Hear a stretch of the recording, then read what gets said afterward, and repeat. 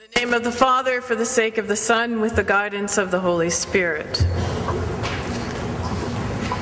I hadn't been the chaplain at Southdale for very long, and I was sitting in my office listening to one of our mothers who struggles with bipolar disorder wonder how she was going to pay for her needed meds when she stormed in, screamed at me, accused me of calling CAS, and was, in very clear words that can't be repeated here, told to mind my own business. Then she stormed out of my office and left. Over time, we got to know each other a little better. She'd come to see me when she needed bus tickets or a drive to the food bank. And once she even borrowed the plunger from the chaplaincy and then never returned it. She had a son, and she loved him. But on one fateful drive with the two of them, they argued and fought like two adults, and he was only 6 at the time. She didn't like him going to school. She said it was because she worried about him, or because teachers said something, or the principal did something wrong. But really, I think it was because she didn't want to be left alone. Sometimes men from outside the complex would come to her door, slink inside as I walked on my way to the car. She loved it when it was warm and sunny. She'd sit outside with the Rolling Stones blaring, and we'd all enjoy her humor and the rare occasions when she wasn't raging against someone or something. 3 days before Christmas one year, CAS apprehended her child, and she was devastated. Thankfully, he was able to be placed with a much more stable family member, and she still got to see him. It was rumored that she had stabbed a former boyfriend, tied him up, and stuck him in a closet because he'd been beating her. He survived. I don't actually know if she served any time in prison for that, but I know that I took her to the parole office a few times so she could check in. She was only 5 years younger than me, but she looked at least 15 years older. She started using hard drugs, crack cocaine, when she was 15, and she used every single day of her life, even on the day she died. Even in hospital, when the doctors threatened to withdraw their care because she continued to have friends bring in her crack. She was selfish, self-absorbed, nasty. She didn't ever really contribute to society, and she never really legally worked, though I'm sure she worked. But she had a beautiful son whom she adored and loved. She was proud of her tidy house, and in the moments when she let her guard down, she was funny and insightful. In my encounters with her, I tried hard to treat her with dignity and respect. And at the end of her life, she appreciated the visits to the hospital. I remember when I was a young minister, only 2 or 3 years out of seminary, and I was like 27 years old, and encountering the passage that we heard earlier from Luke's Gospel. I remember struggling with how to make sense of this passage, the demonic possession and all. What, after all, did I know at 27? This is a strange and uncomfortable story in Luke's Gospel. It's a story about Jesus entering into the strange and uncontrollable. It's a story about Jesus exercising healing and creative power over a chaotic situation. Today's gospel beckons us out beyond our serene stability, out to where people scream out in pain and demons of the body and mind do their demonic worst, and strange, inexplicable, uncontainable things happen. Reading this gospel passage now, after more than 22 years in ministry and more than 5 of them at Southdale, I can picture that man possessed much easier.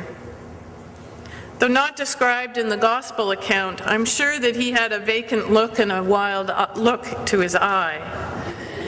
Body contorting in strange and unfamiliar movements, dirty, smelly, naked. The passage tells us he was shackled, but had broken them. He was shunned and living among the dead, no doubt feared and probably with good reason. Though they may not be walking around naked and shackled, probably most of us have seen the addicts who haunt our downtown core, disheveled, wild-eyed, and wandering. Those addled with addictions with whom we work at the London Community Chaplaincy have found a way to function a little more than our friends in the downtown core. They don't usually walk about disheveled and crazed, but the addictions that mark their lives still wreak havoc, chaos, destruction, and pain. The good news of this gospel story is that Jesus does not walk away from this strange, crazed man. Jesus walks toward him. He heals him. He accepts him as a follower and commissions him to go home and share the news of his healing and the one who brought it to him. That or those which possessed him recognized Jesus as God, and even they didn't want to be sent into the abyss that Jesus had the power to banish them to.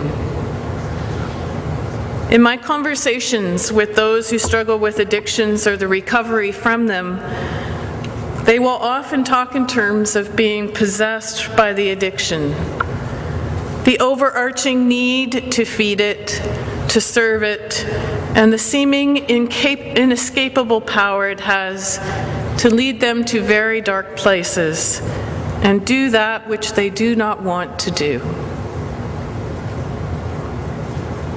We don't have time to delve into the theological and existential discussion that could be hashed around with this story. But I think there is an element of the demonic when someone is consumed with an addiction that controls their lives. I've encountered a woman who isn't actually a resident at Southdale, but often couch surfs there, who has had at least 8 babies, all of them taken at birth because of the drugs coursing through her system and that of the babies. A while ago, she came and asked me for a bus ticket to go see her baby at the NICU, and she told me the baby was only 4 pounds. I said, "Oh, really? Was it early?" "No, full term," was her response, with absolutely no insight into the sadness of a full-term baby weighing only 4 pounds. Sadly, not only the individual, but their children bear the marks and pain that is wrought by their addiction. And we have a child welfare system that can barely keep up with the needs.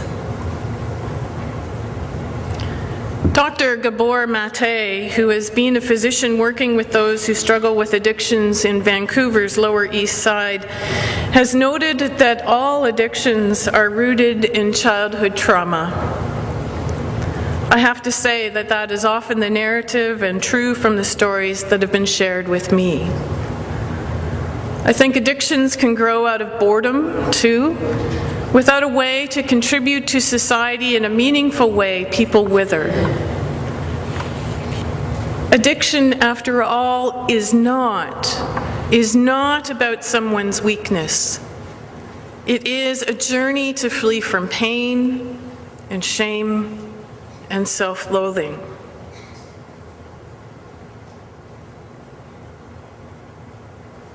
But we do not shy away from walking with these folks and my friend whose story I shared at the beginning of this sermon. We seek to walk with them because they are children of God, created in God's image, bearing within them, even in the face of addiction, their worth and their value as human beings, also loved by God, and the hope of transformation and healing.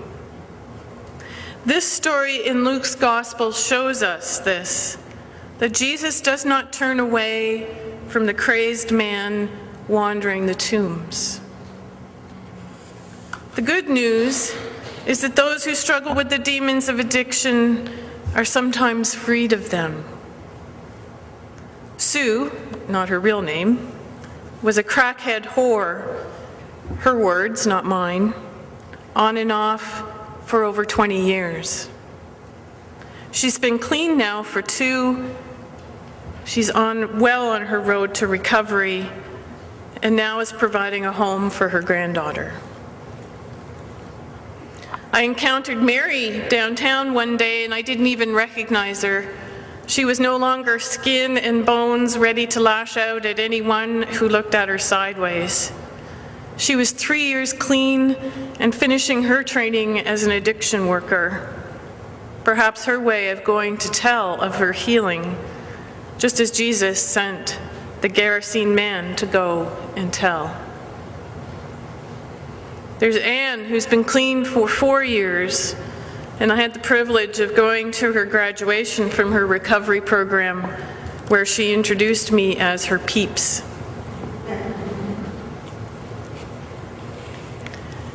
Like the story I related at the beginning of this sermon, not all our stories end in healing or recovery. But at the chaplaincy, we try to at least walk toward people who struggle with whatever demons beset them. And we leave the healing to Jesus. We try to walk with, help where we can, and listen rather than judge.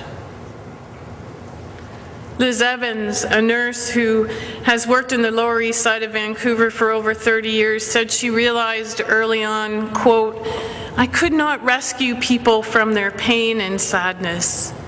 All I could offer was to walk beside them as a fellow human being, a kindred spirit."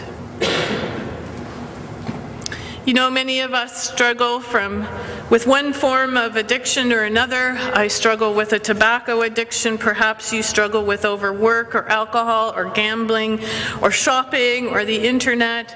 Maybe it's not a debilitating addiction, thankfully. But who among us is in a position to judge? This story in Luke happens out on the fringes of our polite, ordered, respectable religion. It calls the church and her members out into the swirling vortex of raw human need and pain. Just as Jesus did not remain aloof, nor should we. Jesus walks with, so we seek to walk and journey with those who have been pushed out into the periphery. When the church is being the church, this is what we do, and do it well. The London Community Chaplaincy is testimony to this.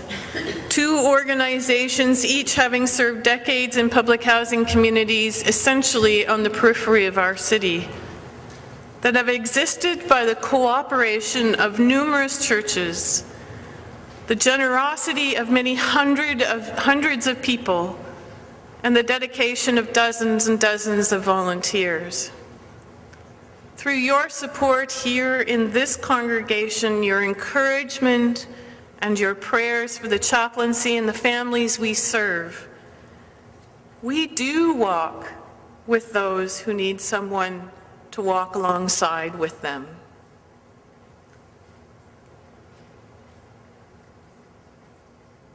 What would it look like to walk with the families and the communities in an even deeper way than volunteering or writing a check, although we still need you to do that?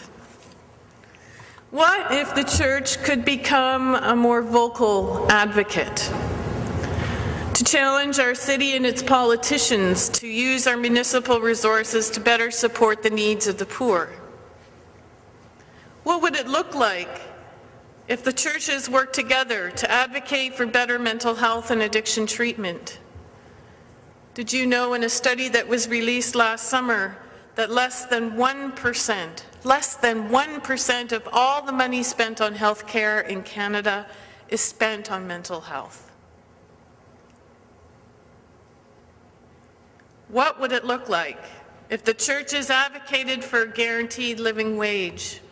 When people aren't living in grinding poverty, they have more resilience to resist things like addiction.